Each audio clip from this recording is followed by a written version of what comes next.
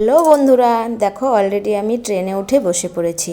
আর ট্রেনে উঠে বসার পরেই কিন্তু আমাদের বিকেলের প্রার্থনার টাইমটা শুরু হয়ে গেল, মানে প্রার্থনার টাইম শুরু হয়ে গেছে। তো আমাদের গুরুদেবের কথা আছে, তুমি যেখানে যেইভাবে যেই পরিস্থিতিতেই থাকো, তোমার যদি মন থেকে প্রে করার ইচ্ছা হয় তুমি সেখানে বসেই করতে পারবে।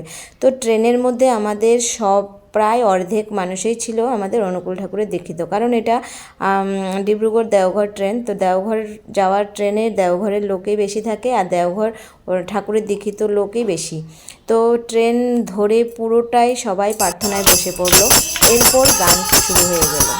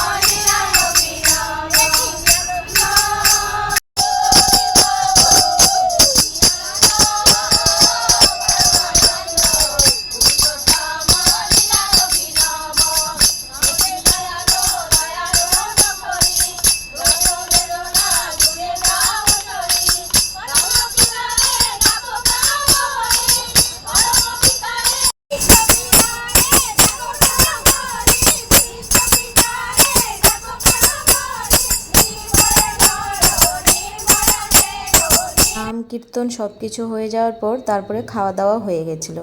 তো খাওয়া দাওয়ার ভিডিওটা করতে একদমই আমার মনে ছিল না, ভুলে গেছিলাম।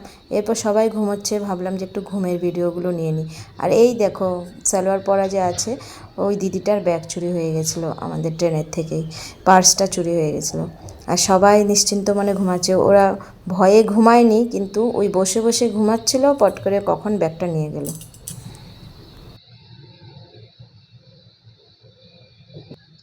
বন্ধুরা, খাবার দাবার হয়ে গেছে, ভিডিওটা বানাতে ভুলে গেছিলাম। তাই ভাবলাম এখন একটু সবাই ঘুমাচ্ছে, ঘুমের ভিডিওটা নিয়ে নিই। খাওয়ার ভিডিওটা তো নেওয়া হলো না। তো সবাইকে আজকের জন্য গুড নাইট, শুভরাত্রি। সবাই ভালো থেকো, সুস্থ থেকো।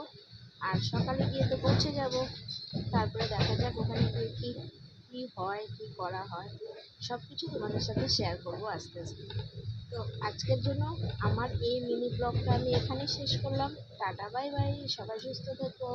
গুড নাইট, শুভরাত্রি।